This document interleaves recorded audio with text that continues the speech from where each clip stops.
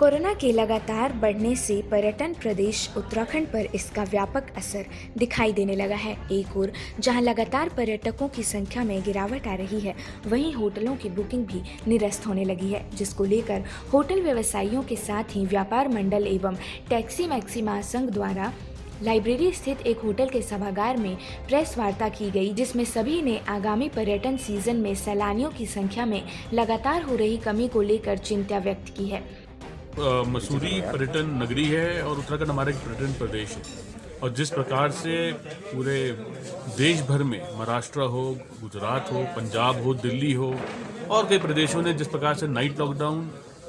Weekend lockdown लागू करा है, उसका सीधा का सीधा असर मसूरी और उत्तराखंड पर पड़ेगा। और हमारी राज्य सरकार द्वारा जो गलत नीतियां आ रही हैं, जैसे कि RT-PCR टेस्ट को कंपलसरी करना, मैंडेटरी करना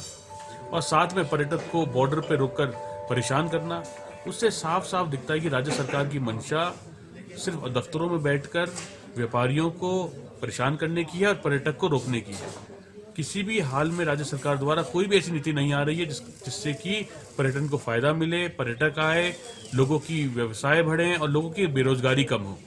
हमने राज्य सरकार से निवेदन करा है कि जल्द ही पर्यटकों को लुभाने के लिए नीतियां बने, जल्द ही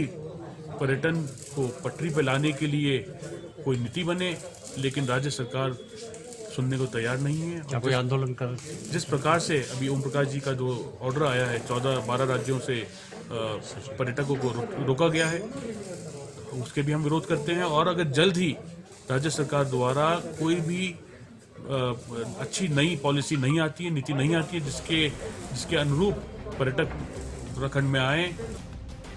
और कहा कि शीघ्र ही एक प्रतिनिधि मंडल मुख्यमंत्री से वार्ता करेगा और करों में छूट देने की मांग करेगा, ताकि पर्यटन प्रदेश के व्यापारियों को राहत मिल सके। इस अवसर पर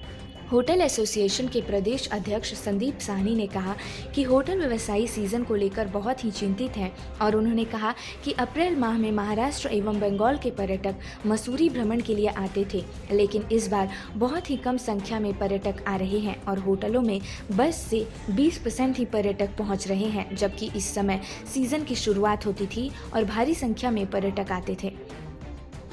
देखिए, जैसे आप सभी देख रहे हैं कि बिना लॉकडाउन के मसूरी में ऐसा हो रखा है जैसे कर्फ्यू लग गया। आज की डेट में भी टूरिस्ट बिल्कुल नहीं है प्रदेश में और शहर में,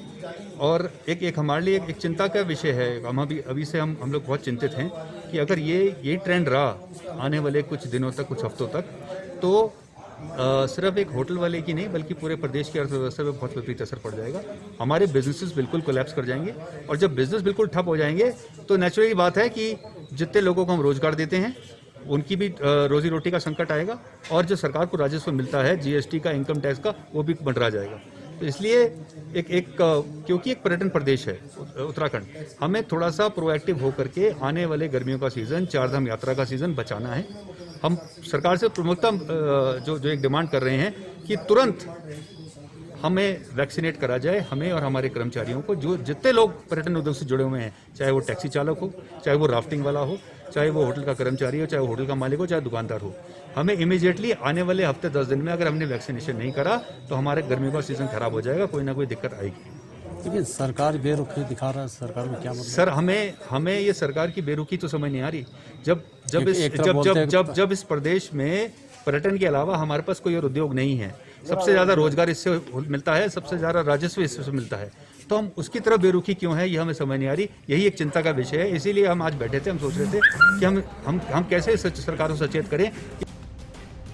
मसूरी आने पर किसी भी तरह का प्रतिबंध नहीं लगाया जाना चाहिए। पूर्व में की जांच के लिए मसूरी के बॉर्डर पर एक टीम का गठन किया जाना चाहिए, ताकि यहां आने वाले पर्यटकों की